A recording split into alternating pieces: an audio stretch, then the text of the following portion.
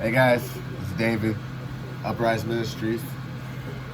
So I just want to hop on and talk to you guys. I had a big turnout, I guess, with Positivity Tuesday starting. Three positive testimonies, and I just want to explain to you guys the power of a good testimony. You know, I mean, if you know the power of a testimony, that's awesome. But for those that don't, it's not a bragging right. It's not us saying, "Oh, I'm this bad" or anything like that. It's literally someone trying to tell you you're not alone. You know, and the power of a good testimony. Not that they're not all good, but one that you can really connect with is what I would call a good testimony. Um, there's just nothing like it. I think the best testimony I've heard, that for me anyway, would probably be so many good ones, honestly. But I'm gonna have to say Travis, or you guys might know him as Chosen One from Triple R. Um, it was the most relatable to me, and he just a wholesome guy. By the way, if you guys don't know him personally, you just know him from his videos. Very wholesome guy, awesome, super funny. The whole crew is, all Triple R's super funny. Very blessed to go to church with them. Very blessed to know them. Um, Shouts to Triple R. But it's one of those things where it's like when you find somebody with a testimony quite like yours, you really start to feel like you can go somewhere and do something. Um, I'd heard a few testimonies that I believed before I heard Travis's, so like I was already on my way to the right path, I guess. But when I heard his testimony, it was one of those things where like it just clicked, you know. And I don't know what it was about his testimony because so many people have a testimony like ours, where we grew up in the streets. I'm not gonna ruin his testimony, that's his testimony, but we grew up in the streets, running around doing things we shouldn't have been doing, and you don't have no formal guidance. You don't have any people that really actually care, and then you stumble across the kind of person that does care, and for a while you think you're all alone. You really do. And so it's just one of those things, man, where that to me was amazing. It was amazing to not be alone in a cold world. It's a cold world out here, bro. And I'm gonna be transparent with you guys. I'm gonna be real. You know, I haven't had like the struggles of like somebody that's been to jail, somebody that's done all this terrible stuff or something like that. Like my stuff is like the worst I've done is fight. Like it's, and I would say majority of people have been in a fight when they're younger kids. At least back in our generation, the older crowd, you know, that's how we solved problems. We didn't grab for the gun or anything like that. You had a problem with me, I had a problem with you. Let's meet outside after school. That's how it was, And I'm very glad to not be that way no more because, especially nowadays, things just turn into more than serious than they needed to be. First of all, and second of all, it's my heart is changed. Like I would say, I was already a good person, but now I'm just like I'm solid. There's consistency, There's consistency in my character, but there's also consistency in the way I run my life. I don't wanna be that guy that's like, hey, I'm gonna talk about God, I'm gonna talk about Jesus, but I'm gonna do this over here. Nah, I don't wanna be like that. I talk about it, I live it out. And that's the kind of guy I want to be this kind of man. We should all be, man or woman, you know. I want to go over kind of what God's been putting on my heart. You know, I've been in Exodus pretty much this whole month. I'm a slow reader. I can be fast, but when I'm really trying to learn and I'm trying to actually get and gather the information from it, I'm a very slow reader, right? So, if you guys have never read the Bible, you've never read Exodus, let me catch you up to speed. Exodus is the second book. It's the second book of Moses, but it's also the second book in the Bible. It is about Moses. So basically, the first Pharaoh told Moses, or he didn't tell Moses, but he made a decree. I think that's what it's called, a decree. Yeah. Well, he made this decree, and basically it was just like he heard a prophecy, so he made this decree that said, if you're a boy or you have a boy, you gotta kill it. But if you have a female, you can keep it. And the reason he did this is because he heard that his son, the next Pharaoh, Moses' Pharaoh, would be overrun by a Jewish boy. Mind you, I left out that important part. He only did this to the Jews. It wasn't like the Egyptians were getting their kids killed. No, it was only the Jews. If you were a Jewish boy just being born, you got killed. Moses' mother, it's kind of like my mom, right? she's stone cold. Mom, if you ever see this, I love you. Shouts. Don't be mad. But you know, it's one of those things where, like, you know, you can see the love of the mothers. You know, you can see that parental love right there, because she was just like, yo, he's got a better chance to live if I just throw him in some water and send him on his way than if I tell him, you know, I don't want to part from my baby boy. So anyway, long story short, she sends her on his way. Pharaoh's daughter, actually, daughter or girlfriend? I always forget this part. I really need to, you know. But one of them finds Moses, and they basically raise him up as an Egyptian. And then second Pharaoh comes in. First Pharaoh dies of old age or whatever. Second Pharaoh comes in. Now Moses is older. He's like, yo, let my people go. Let's do this. We need to go into the wilderness and sacrifice to God. We need to worship to God.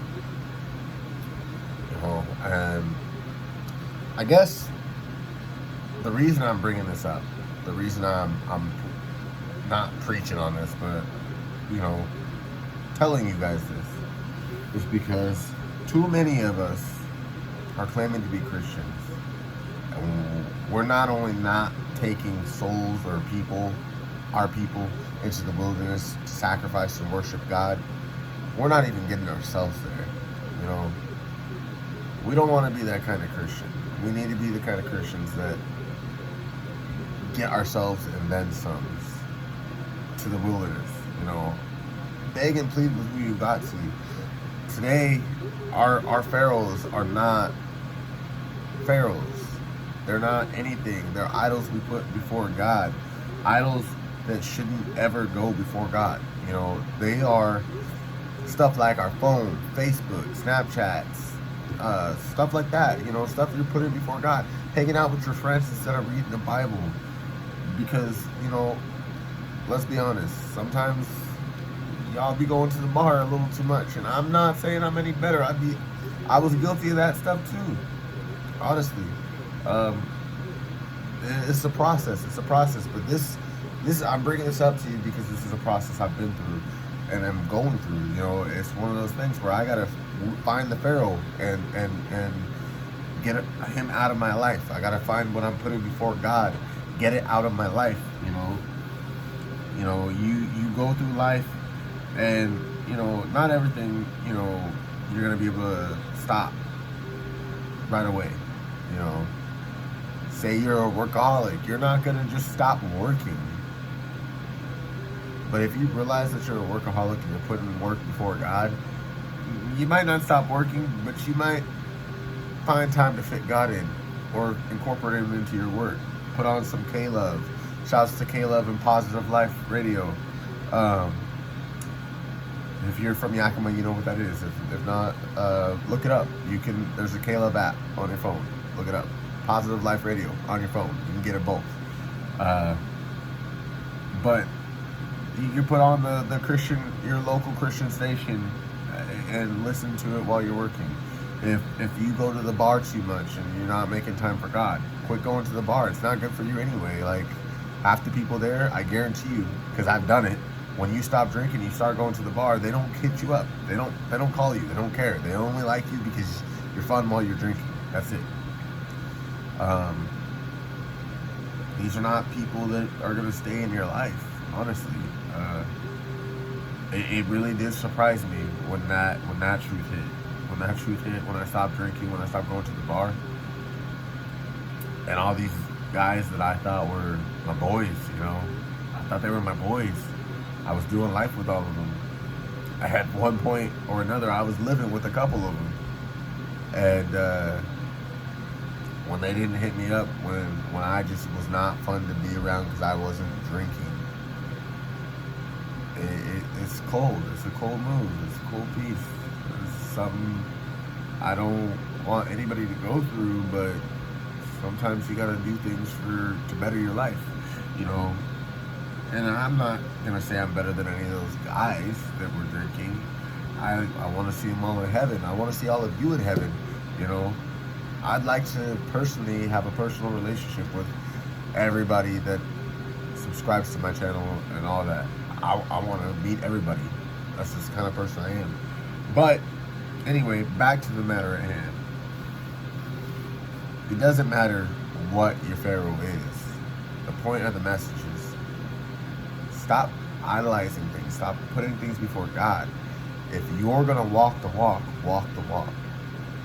You can't live your life out saying, oh, I want to be a Christian, or I want to be labeled as a Christian. But everything you do comes before God. Go to work, go camping. If you're saying you're a Christian, and we only see you at church every other Sunday, church, you're right. The church, we are the church. But we're called to the building of the church to fellowship with other Christians, to be around like-minded individuals. And yes, you can go camping with like-minded individuals, but the thing is we're not how do you say it, educated, versed well enough in the Bible to be educating each other on that. And we all know, if you're out there camping, you are not reading the Bible while you're camping. You're doing things like hunting, four-wheeling, all that kind of stuff. Maybe you do read the Bible sometimes. Or if you do it all the time, great. That's a good way to get in touch with God. All I'm saying is, you could take what you love and incorporate God into it. That's perfect. But stop being the kind of Christians that say, oh, we're Christians, but you don't spend any time with God. You have to build that personal relationship.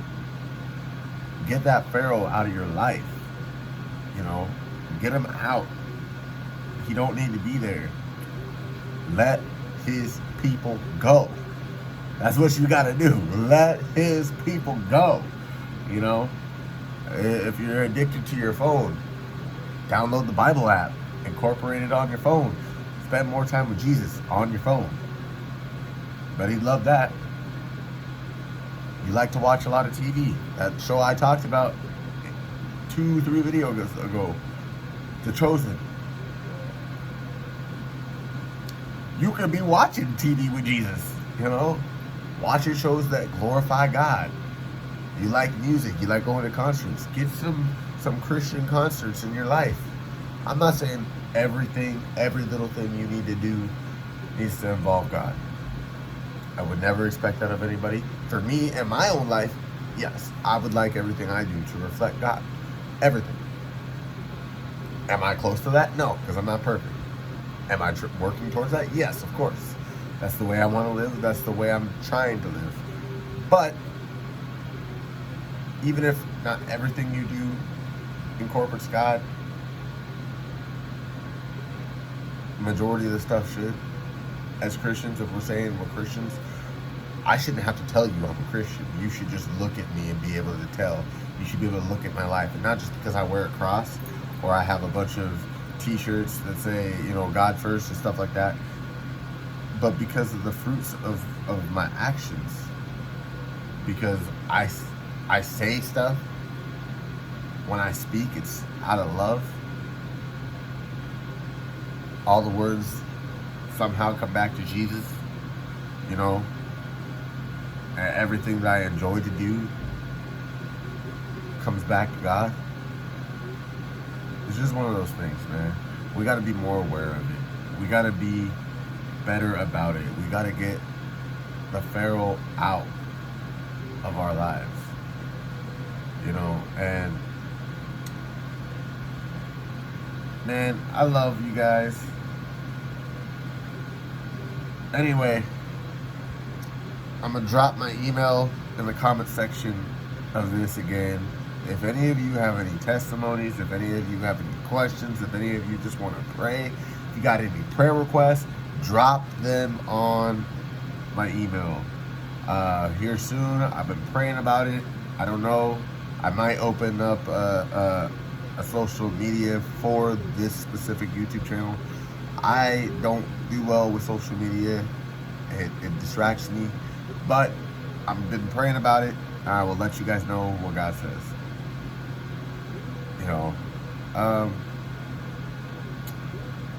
Tomorrow I got a Bible study. I'm probably going to do a sermon after. So stay tuned. Hit like and subscribe. I love you guys. God bless.